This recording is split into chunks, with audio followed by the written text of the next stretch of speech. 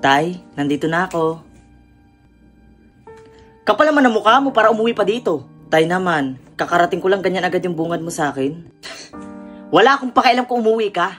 Bakit ka pa umuwi ha? Magdadala ka na naman ng kamalasan dito? Sobra naman kayo, Tay. Simula nung umalis ako hanggang pagbalik ko, ganyan pa rin po kayo sa akin. Eh anong ini-expect mo? Magpapaparty ako sa pag-uwi mo? Kapal naman ang mukha mo. Umalis-alis ka lang dito ha. Lumayas ka dito.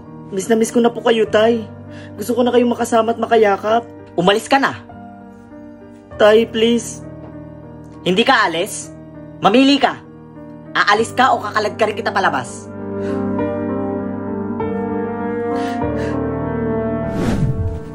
Walang hiya ka?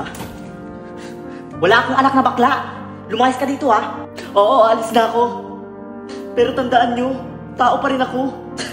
Tao ka? Malas ka? Ha? Lumayas ka dito. Alis! Sinusumpa ko na sana magkasakit ka at mawala ka na dito sa mundo.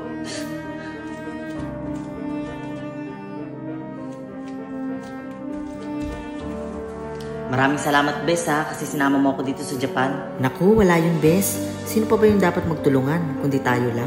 Salamat.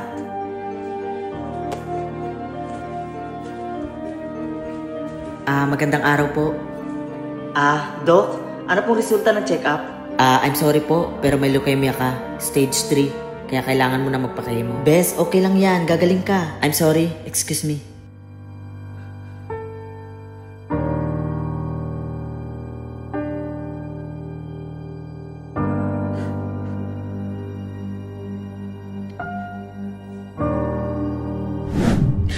Kaya lang naman ako umuwi dito, Tay. Kahit man lang sa natitirang buhay ko, makasama ko lang kayo. Ito lang naman po ang dahilan, Tay, kung bakit ako umuwi dito. Nagkatotoo lahat ng gusto mong mangyari sa akin. Lahat ng sumpa mo sa akin nagkatotoo. Kaya sana naman, Tay, huwag niyo naman po akong gantuhin.